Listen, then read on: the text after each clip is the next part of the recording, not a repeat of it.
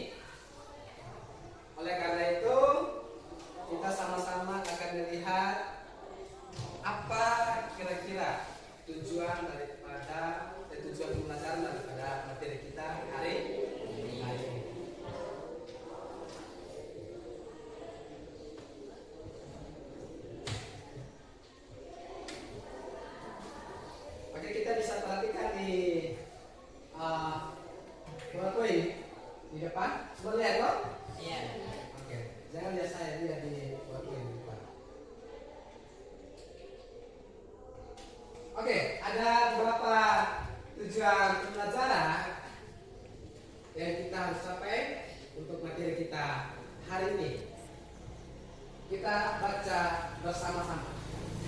Yang pertama, mereka mengakui keindahan dan ciptaan Tuhan, oke, yang kedua, memahami landasan teologis untuk terjadinya persatuan yang ada di balik peristiwa alam, yang ketiga, mengakui keajaiban persatuan dalam berbagai peristiwa alam seperti yang diceritakan dalam kitab. oke. Ini 3 poin yang menjadi tujuan pembelajaran kita hari ini. Nah, apa maksud Allah menciptakan alam? Kitab manakah yang menceritakan tentang ciptaan? Ini menjadi pertanyaan refleksi untuk kita untuk memulai dan memasuki materi kita hari ini. Nah, kita lihat di papan. Keindahan Indonesia. ya, keindahan alam Indonesia. Nah, di sini kita akan melihat bagaimana karya Tuhan khususnya di bangsa kita Indonesia.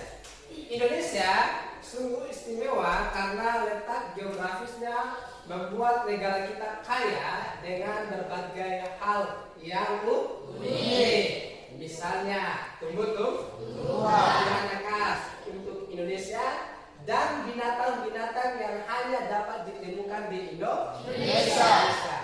Belum terhitung kekayaan bumi dalam bentuk batu, bara, minyak bumi, emas, perak, nikel, dan lain-lain. Dan ini adalah karya yang Tuhan nyatakan di bangsa Indonesia. Ini tidak ada di daerah lain atau di bangsa lain. Itulah uniknya kita bangsa Indonesia. Nah, kita lihat berikutnya. Ada danau apa di depan ini? Tahu danau Kilimutu? Tahu? Nah, mungkin ada yang pernah lihat langsung? Belum. Lihat di mana? Di HP.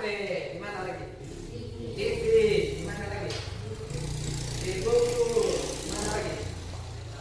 Ya, di media sosial kita temukan gambar atau video tentang danau Kilimutu.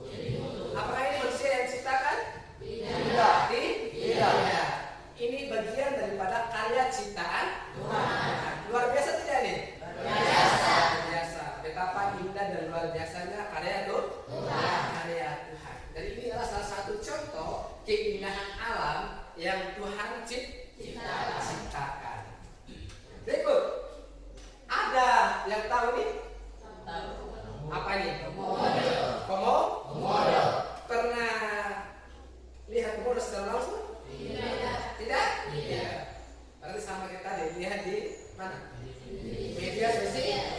Media sosial. Komodo ini ada di Inggris, di Jepang, di Korea, atau di mana? Indonesia. Ada di Indonesia. Apakah ini di daratan Sumba Barat ada komodo? Tidak ada. Ya, Sumba Barat termasuk bangsa Indonesia. Tapi hewan seperti ini hidup di daerah-daerah tertentu.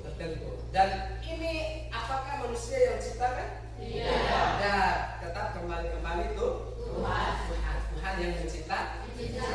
Dan ini adalah bagian daripada contoh karya Allah yang nyata dalam kehidupan manusia. Bagian daripada keindahan alam. Berikut.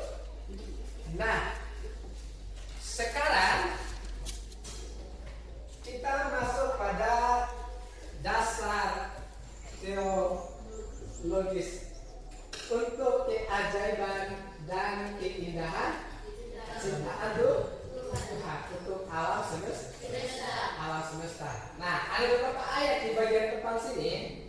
Pertama ada Kejadian 1 ayat 1 sampai 1.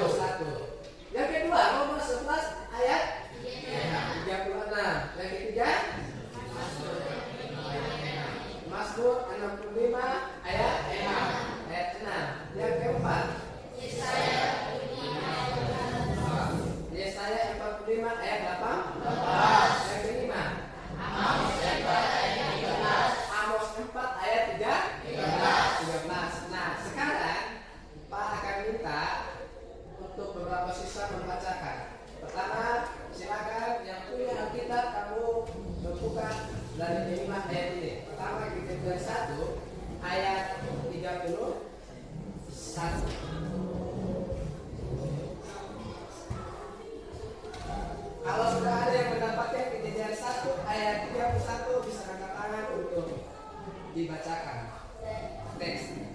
Oke, Stephen.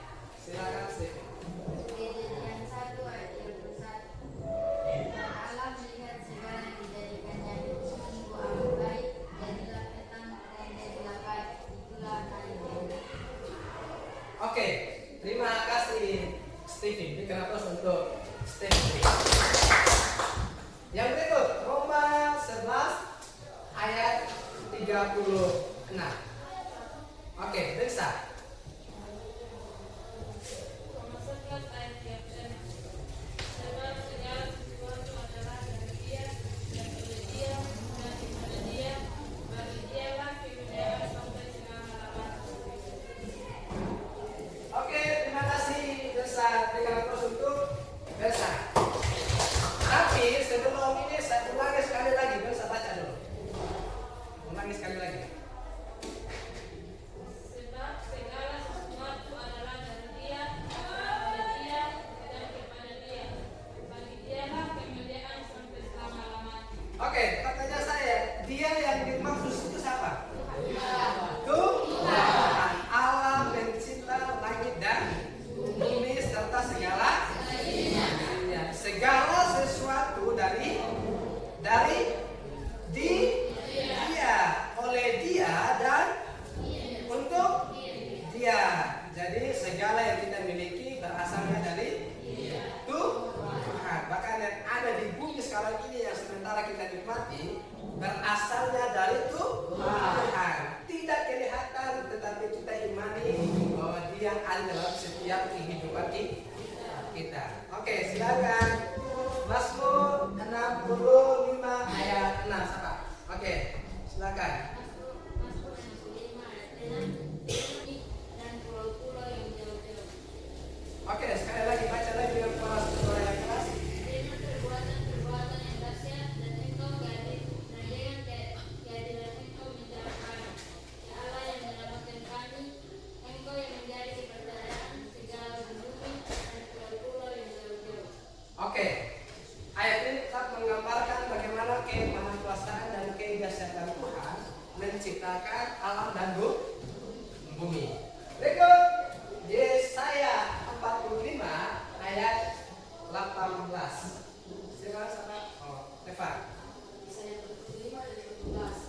Sebab beginilah firman Tuhan yang menciptakan langit, Dialah Allah yang membentuk bumi dan menjadikannya dan yang menegakkannya, dan Ia menciptakannya bukan supaya kosong, tetapi Ia membentuknya untuk didiami.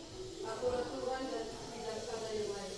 Oke, tetap kembali Allah yang kita sembah, yang kita kenal adalah Allah yang berkuasa dan berdaulat atas kehidupan kita. Dia yang membentuk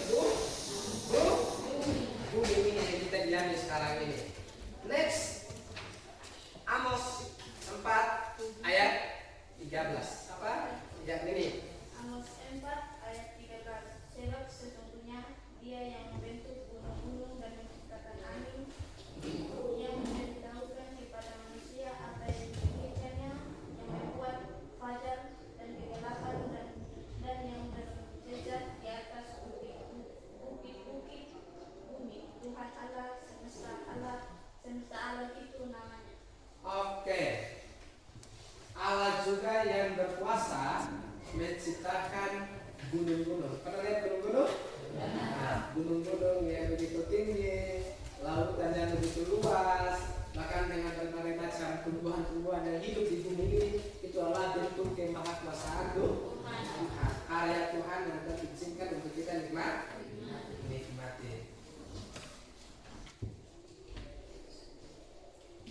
Berikut, sekarang kita akan masuk lebih dalam untuk mengetahui kira-kira berapa hari Tuhan bekerja menciptakan segala isinya yang ada di dunia ini. Apakah 10 hari, apakah 20 hari, ataukah 100 hari. Nah, sekarang kita akan lihat satu persatu daripada ciptaan Tuhan. Dari hari pertama sampai pada hari ke-6 dan hari ke-7 di situ Tuhan beristirahat. Berarti 6 hari. Nah, sekarang kita melihat di hari pertama.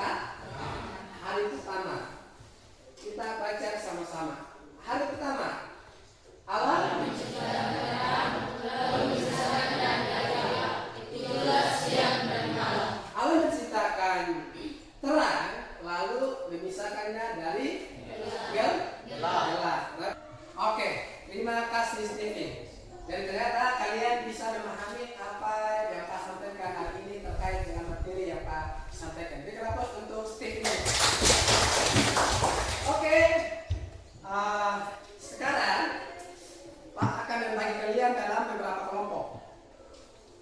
Jadi nanti kita akan kerja kelompok. Dalam kelompok ini nanti kalian Pak akan tugaskan untuk membuat poster. Poster? Oke, sekarang dengan sendirinya silakan kalian bentuk kelompok. 4 kelompok. Silakan duduk dan kelompok.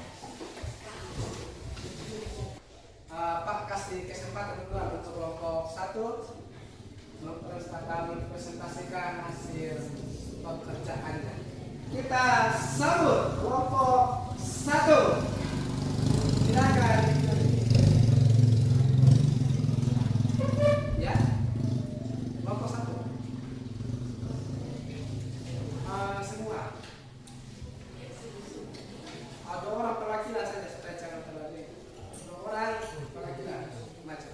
Nanti 1 orang moderator sampaikan, ngomong, baru 1 orang presentasikan. Silakan. Jadi masing-masing kelompok siapkan 1 moderator. Terus ngomong bebas sebelum kemana mempresentasikan. Silakan. Kelompok 1. Ya. Siap.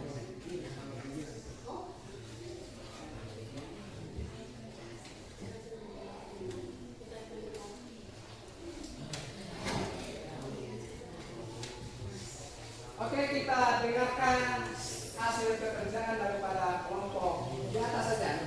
Iya. Kita dengarkan hasil pekerjaan dari kelompok 1. Terima kasih atas waktu dan kesempatan dari kami. Kami dari kelompok 1 akan presentasikan hasil kerja kelompok kami. Namun sebelum itu, izinkan kami memperkenalkan nama kami. Nama saya Feby, saya sebagai moderator dan teman saya Esteni sebagai narasumber. Dan waktu selanjutnya saya persilakan kepada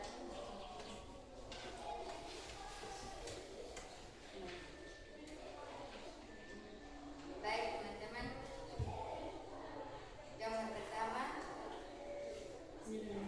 Gambar pertama menggambarkan terang yaitu siang dan malam yang terdapat dalam Kejadian 1 ayat 3 sampai 5. Gambar kedua menggambarkan cakrawala yaitu langit yang terdapat dalam Kejadian 1 ayat 6 sampai 8. Gambar ketiga menggambarkan laut dan daratan dan tumbuh-tumbuhan terdapat dalam Kejadian 1 ayat 11 sampai 13. Gambar keempat menggambarkan benda-benda penerang yaitu matahari, bintang-bintang dan bulan terdapat dalam Kejadian 1 ayat 11 sampai 19. Gambar kelima menggambarkan binatang-binatang di laut dan burung-burung di udara yang terdapat dalam Kejadian 1 ayat 20 sampai 23. Gambar keenam menggambarkan segala makhluk hidup yaitu binatang-binatang melata dan binatang-binatang liar dan manusia yang terdapat dalam Kejadian 1 ayat 24 sampai 31. Gambar ketujuh menggambarkan alam beristirahat yaitu terdapat dalam Kejadian 2 ayat 2. Oke, terima kasih kelompok 1. Kita berapa untuk kelompok 1? Ya, kelompok 1 sangat luar biasa mengutarakan bagaimana poster yang mereka gambar dengan ayat-ayat pendukungnya. Terima kasih kelompok 1, silakan duduk kembali. Oke, semua sudah tampil. Aku memberikan apresiasi atas hasil kerjaan kelompoknya, yaitu membuat poster sekalian dengan beberapa tadi yang ada ayat pendukungnya.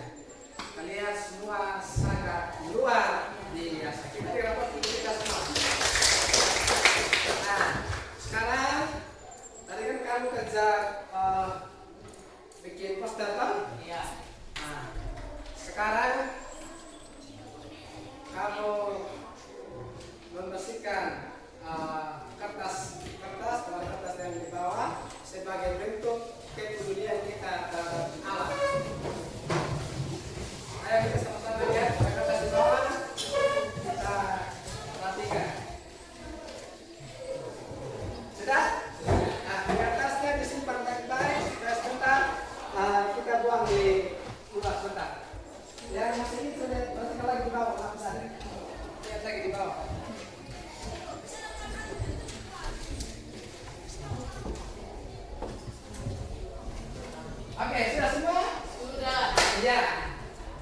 tetap dalam keadaan bentuk kelompok, kita meraba sedikit kita punya tangan dengan pikiran.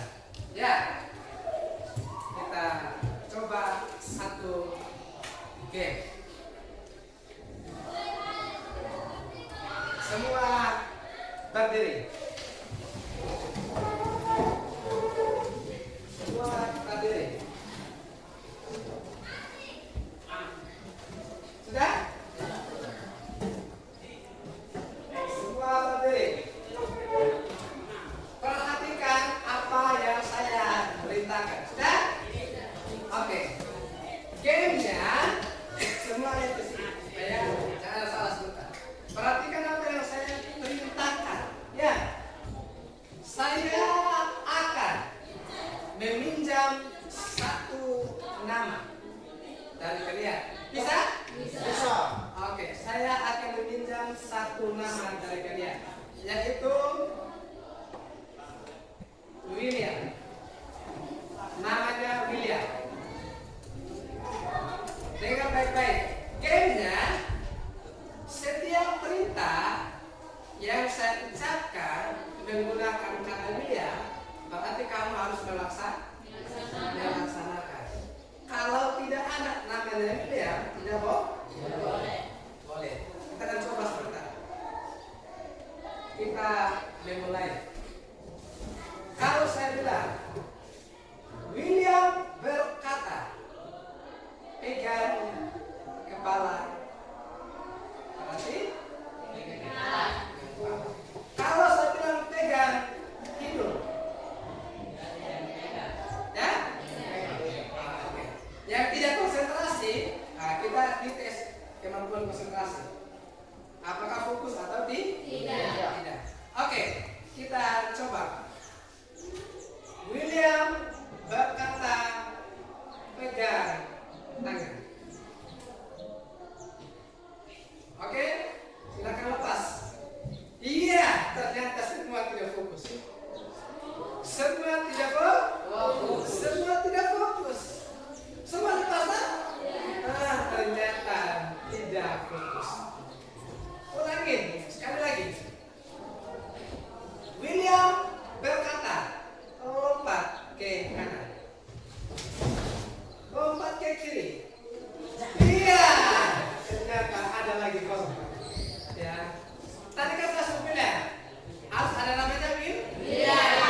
Nah, ternyata ada yang tidak fokus. Oke, silakan duduk kamu.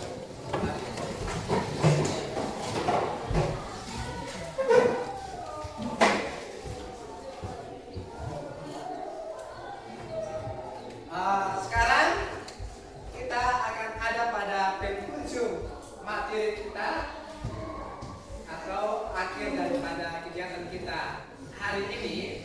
Saya berharap materi yang Pak sampaikan hari ini bisa disimak dengan baik, bisa dipahami dengan baik.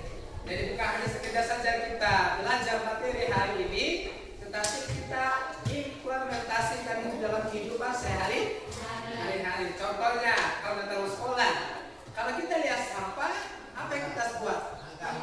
Ya, kita harus pilih sampah itu kita membuang pada tempatnya. Terus berikut, kita di rumah atau dimanapun kita berada, kita harus menanam pohon sebagai bentuk kita melestarikan alam. Tanggung jawab kita sebagai manusia untuk menjaga alam, karena manusia, Tuhan diberikan tanggung jawab oleh manusia untuk menjaga dan melestarikan alam. Kenapa manusia yang diberikan tanggung jawab? Kenapa bukan hewan? Kenapa bukan ciptaan yang lain? Karena manusia diciptakan segambar dan serupa dengan alam, memiliki karakter dan sifat seperti alam. Jadi demikian materi kita hari ini. Terima kasih untuk kebersamaan kita hari ini. Sebelum kita mengakhiri materi kita hari ini, saya minta sekali lagi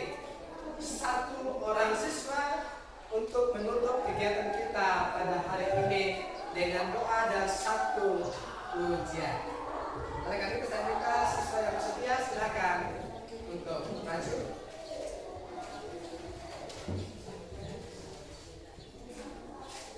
Kita akan nyanyi lagu Terima Kasih Tuhan. Semua tahu? Oke. Kita berterima kasih kepada Tuhan karena Tuhan masih memberikan kita napas kehidupan dan Tuhan masih mengizinkan kita hidup di bumi dengan alam yang begitu indah. Oke, sebelum habis berdoa kita sama-sama aja pujian ini terima kasih itu. 1, 2, 3.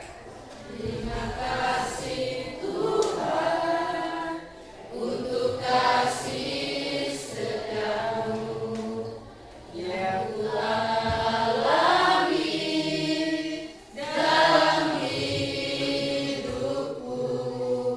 Terima kasih Yesus untuk kebaikanmu sepanjang hidupku. Terima kasih Yesusku buat anugerah yang Kau beri. Sebab hari ini Tuhan adakan syukur bagimu. Oke, silakan Anies.